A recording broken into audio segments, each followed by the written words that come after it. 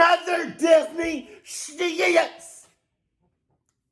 Fucking hate Disney World. I like the, series. Being a single mom is hard. Right. Very hard. Sucked up. I hate my job.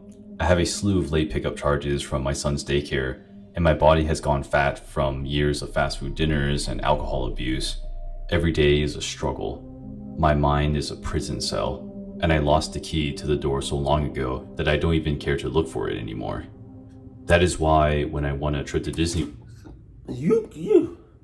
I just got a whole lot of cluck information in the first couple of seconds. Damn, you got some problems. World through my company's annual raffle, I nearly cried tears of joy. Nothing good ever happens to my son and I. The list of our misfortunes are as long as my arm, and this trip provided us with the one thing that we thought we would never recover: hope. Hope not just for a fun week, but hope that maybe the perpetual muck that has overtaken our lives ever since my husband left us 5 years ago would finally start to dissipate. You can imagine my horror then when I lost my son during the final day of our trip. We were making our way over to Space Mountain when suddenly I had to use the restroom. I told my son to sit on a nearby bench while I did my business, and then disappeared into the first clean stall I could find. When I exited the restroom a few minutes later, though, he was gone. You don't just lose your kid. You don't just lose yourself in Disney World. You don't. There's cluckness in the air. There's mascots. There's, what's his name? Goofy? I don't know. Goofy. Right? You got Mickey Mouse. You got, the princess. What did Dashie say? Princess Peach, bitch. You got all these characters that's dressed up, right? You don't know who behind that mask. You don't know who behind that mask, and you don't know who behind that costume. You know what I mean? It could be either the nicest person in the world in that costume, or it can be the creepiest, most evilest person on the face of this earth in the costume and everything in between. Am I lying? Haha, I'm not. So you just don't lose your kid. You just don't. He got took it. Or taken. I don't know.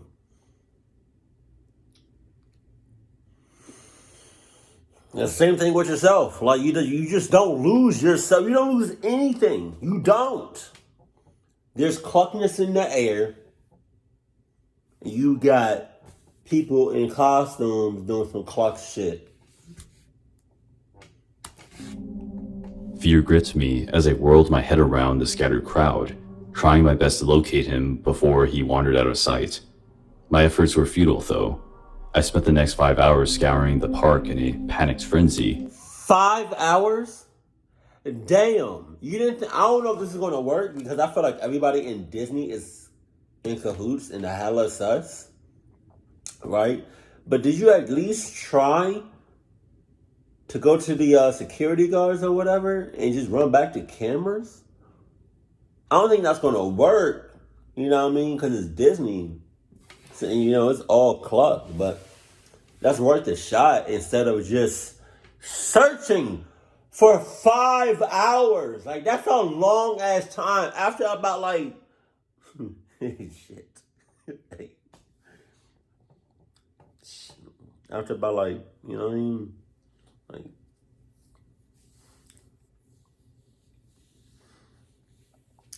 Like 10 minutes. That's tough. My kid, that's it. That's, you know what I mean? That's your new home now, nigga. No matter how hard I looked, though, I couldn't find him. So? Just as I was about to call the police, I found him sitting on the bench that I had left him on earlier that day. What the hell? What the fuck? What the hell am I looking at? What the hell? That's not your kid. This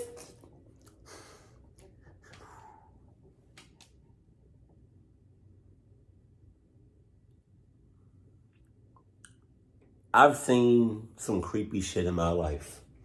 But this right here, this whole setting, this whole environment, the way he's positioned, the way he just is. He's staring dead at you, talking about something, while everybody else is just minding their business. Wow. He was wearing a full-body Mickey Mouse costume, and I would have walked right past him if I hadn't recognized the worn-out Scooby-Doo backpack resting on his knees. I ran over to him and wrapped my arms around his head. His body was limp in my arms. If it wasn't for the steady rise and fall of his chest against my thigh. Maybe I'm tripping. Maybe I'm tripping. Maybe I'm tripping. Maybe I'm tripping. Maybe I'm tripping. Right? I don't think her kid had a Mickey Mouse costume on from head to toe. Now, maybe he did. Maybe I just missed it. Maybe it just went over my head. But I do not remember him having that on. I would have thought he was unconscious. Where have you been? I swear I looked all over Magic Kingdom for you. And where did you get that Mickey Mouse costume? He didn't answer. It was at this point that I became concerned. My son is normally very talkative. It was unlike him to be so reserved, especially after such a traumatic event. Why don't you take off that mask? I want to see that you are okay. I reached down to pull off his mask, but he swatted my hands away with such force I staggered back a step. Never before had he hit me. The blow surprised me so much that I stood there, motionless on the sidewalk, for almost a minute, unsure of how to respond. Eventually, though, I regained my wits and sat down on the bench next to him. I know you're scared, I said, but No. Your kid has never hit you, which is surprising because you're white. But, your kid has never hit you before. You should have just waited right there until that mask came off. Or you forced that mask off. Mask off. Mask off. Everything is all right now. We're together again. You're safe. Once again, no answer. Why aren't you talking to me? Are you hurt? That's not your boy. No answer. I tried for several more minutes to get him to respond, but I might as well have been talking to a mannequin. All he would do was sit there unmoving on the bench, staring off into the distance through his mouse eyes. The only time he would move was to swat my hands away every time I tried to remove his mask. We sat on the bench for over an hour before I grabbed his hand and led him back to our hotel room. God damn! Luckily, he didn't resist as I maneuvered him through a crowd. To my surprise, he followed me with dog-like docility and even allowed me to tuck him into bed that night, Mickey Mouse costume and all. But whole time though? Whole time! Whole time! Whole time!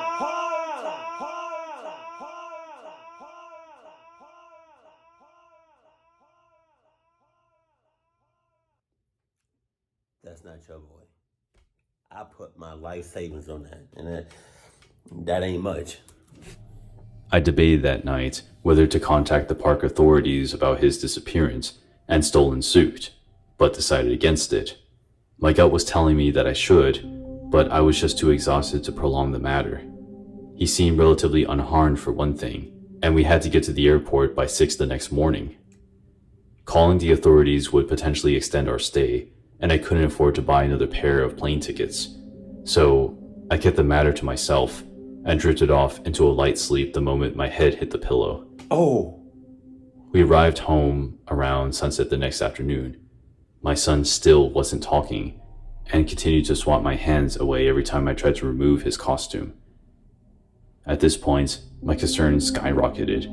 Not only was his behavior so bizarre, but he hadn't eaten or drank anything in over a day. Unless he was sneaking food and water while I wasn't looking, he had to be on the brink of dehydration.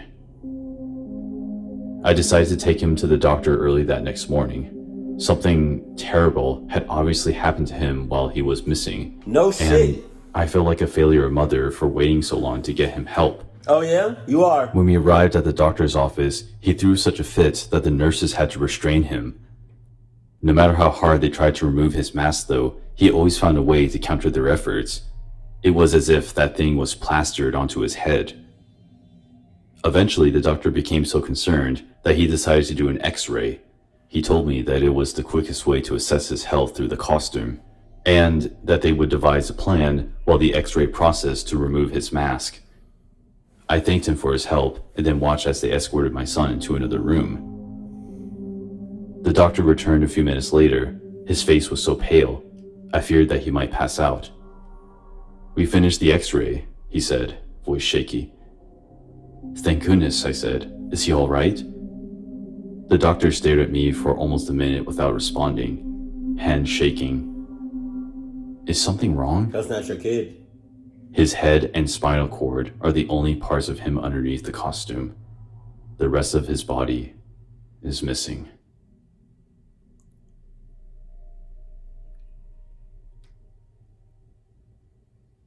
So how the hell? How the fuck? How is Mickey Mouse moving then? I'm 20 years old, and I work at my town's local IKEA in Texas. IKEA! Since I went to school during daytime, my boss put me on an overnight shift after the store closed at 11 p.m. This means I was working from 11 to roughly about 1 a.m. I was basically a janitor, going around the store, mopping the floor and cleaning and tidying whatever people used to touch or sit around in the furniture. Given that IKEA was a supercenter, there would still be a number of employees working during after hours. Right. But for some reason, that night, I was one of only 2 other people going around the store to clean. Nah. It was around midnight, and I was dusting off some of the shelves in one of the concept living rooms when I heard someone's footsteps echoing in the distance behind me. This was odd, as the store was closed over an hour ago, and no one was supposed to still be in the store's premises. I brushed it off as it was probably my coworker Carlos. You know what you just brushed off? It wasn't just a regular brush off. You know what I mean? It wasn't just, you know what I mean? It wasn't just like a shoulder shrug. You know what I mean? It wasn't just like right? It was, you just brushed off a nice, clean pair of what? Adidas. Right there. To support you in your cluck situation. But now, because you just brushed it off, you...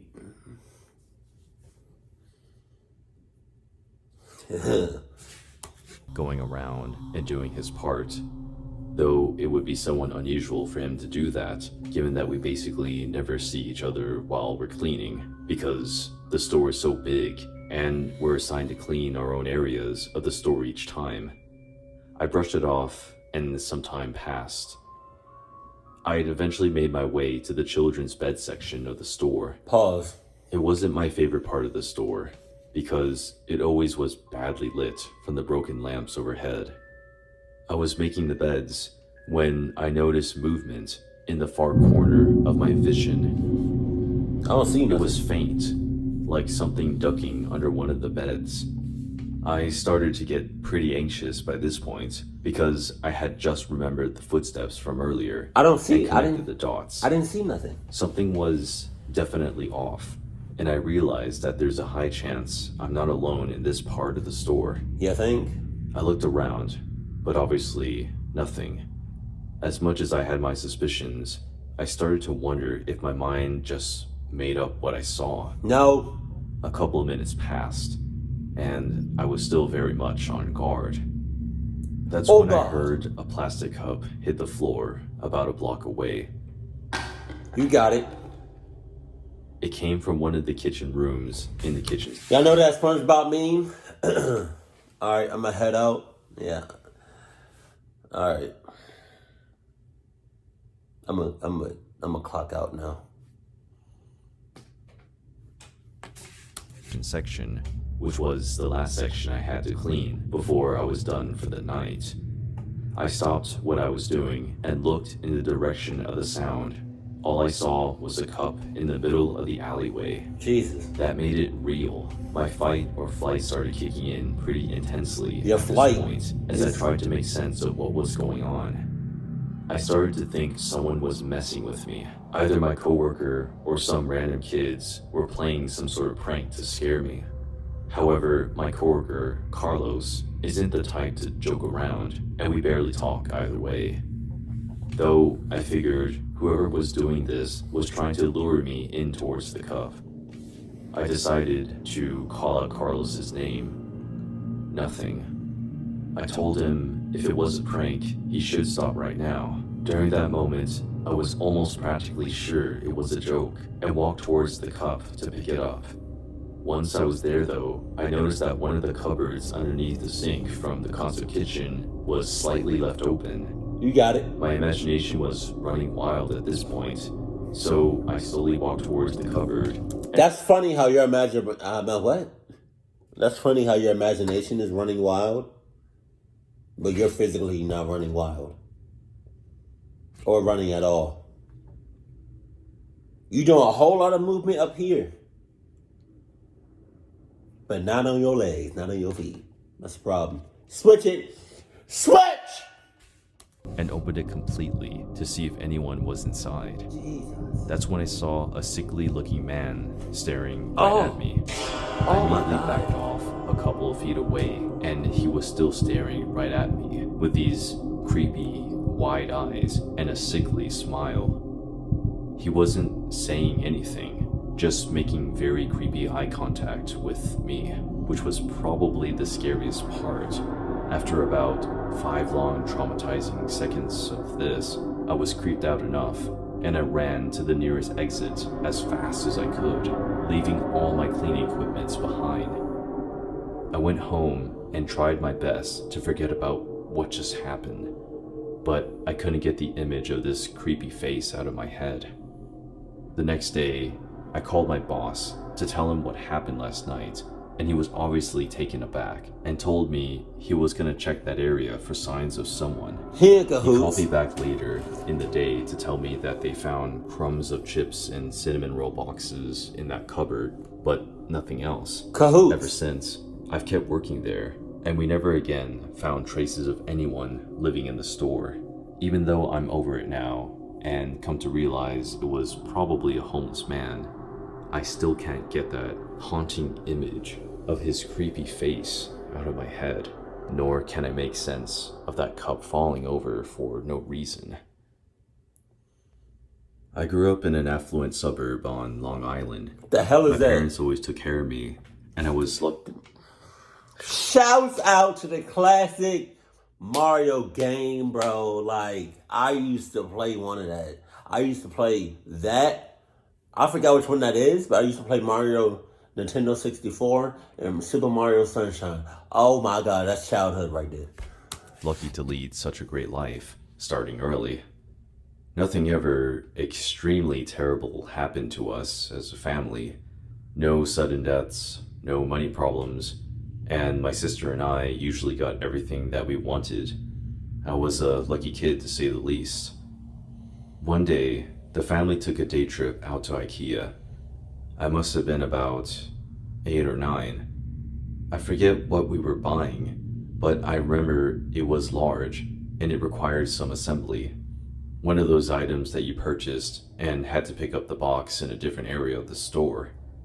My sister and my mother went to get the car, while my father and myself went to pick up the large item from the back. It was a particularly busy day. There were a lot of people, and workers seemed overwhelmed.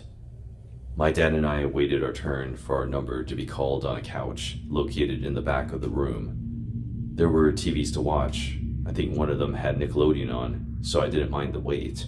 Shouts out to Finally, SpongeBob. our number was called, and my dad told me to wait on the couch while he picked up the box and brought it back over. Come on, man. Something happened as soon as he got to the counter, because he ended up waiting longer than he thought he should. As my dad left for the counter, I noticed two Hispanic men standing off to the side, just staring at me. As soon as they saw me looking at them, one came over. You didn't think at that point. You didn't think at that point to say in one word, loud as shit, with a bomb ass echo. Daddy! Daddy! Daddy! Daddy!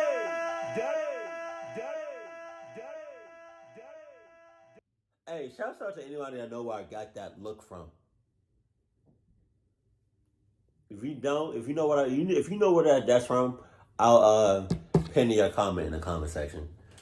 I'll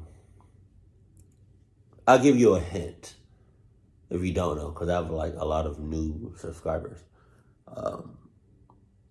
Old school Nickelodeon Joe. That's all I'm giving you. He was nervous, kept checking back to his friend for approval. Finally, he reached me and asked in a shaky voice, "Is anyone sitting here?" I simply replied, "My dad, but he's up at the counter now." And the man sat down. I was a tall child, maybe 5'6" by the time I was in 6th grade. The legs of my pants never fit. They were always too short. My sister and I had this thing about collecting funny socks. So we all had different kinds with all different patterns. Each time we went shopping, we would beg our mom for a new pair or two to add to the collection. They would stick out of the bottoms of our pants for the world to see. I distinctly remember sitting as far away from the man as I physically could on the couch, jammed up against the arm. I was focusing so hard on the TV and trying to ignore him. He finally piped up, "I really like those socks. Where did you get them?" He spotted my socks. I remember they said, "I love cats," with a picture of a cat on them. "From Kohl's," I replied, trying with all my might not to have a conversation with this man. No, you wasn't. No, you wasn't. You wasn't trying with all your might, because if you was trying with all your might, one, you would have got up and hauled ass to your dad. Two, you would have not said nothing, not gave this person no eye contact, but at the same time, have your these cats are scaring the shit out of me. Having your peripherals on lock.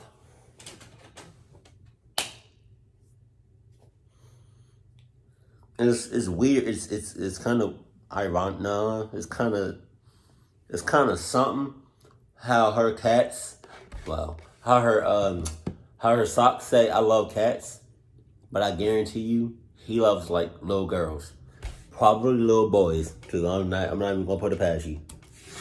He inched closer on the couch, trying to put his arms around me. "Why don't you come with me and my friend? We have fun toys for you to play with." Pause. I froze. I turned towards him. He had this nervous smile. I looked for my dad, still standing at the corner, Wow. waiting for the desk or whatever we bought that day. Hey, Dad. God awful bad dad. You didn't think about once glancing over to your daughter? At all?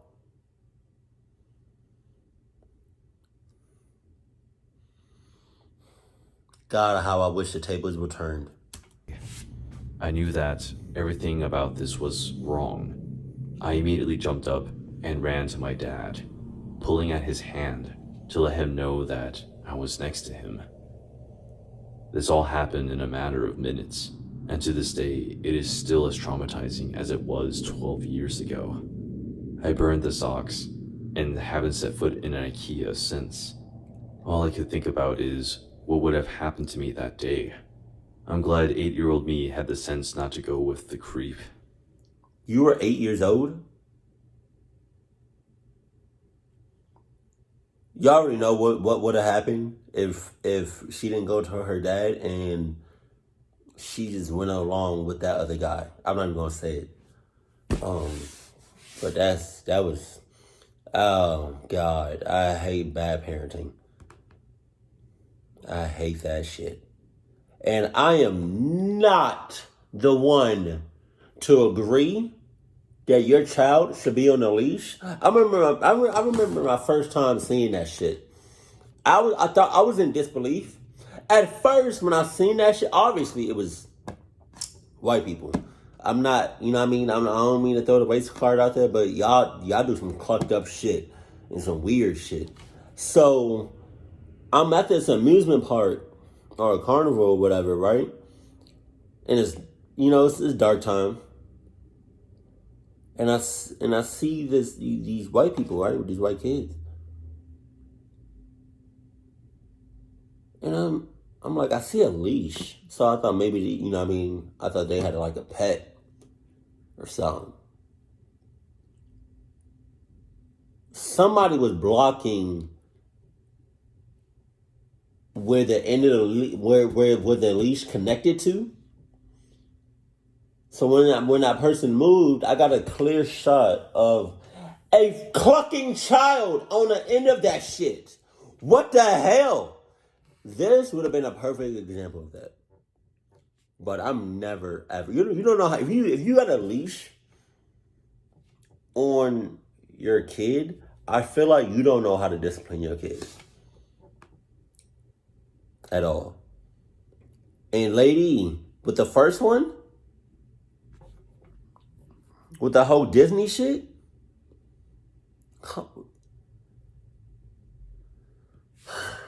you should have thought to yourself, off bucks. Before I went to the bathroom, you didn't have no Mickey Mouse, anything. It wasn't even in your bag. So now I come out, you got this shit on from head to toe. You're not saying nothing. You're not really moving like that. I think you're barely breathing. Yeah, you're not breathing.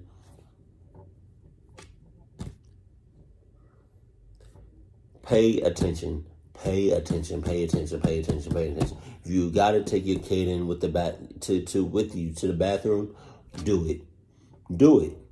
Jesus. Oh my God. Oh, keep it cool, keep it classy, and I love you. Stay happy. My family.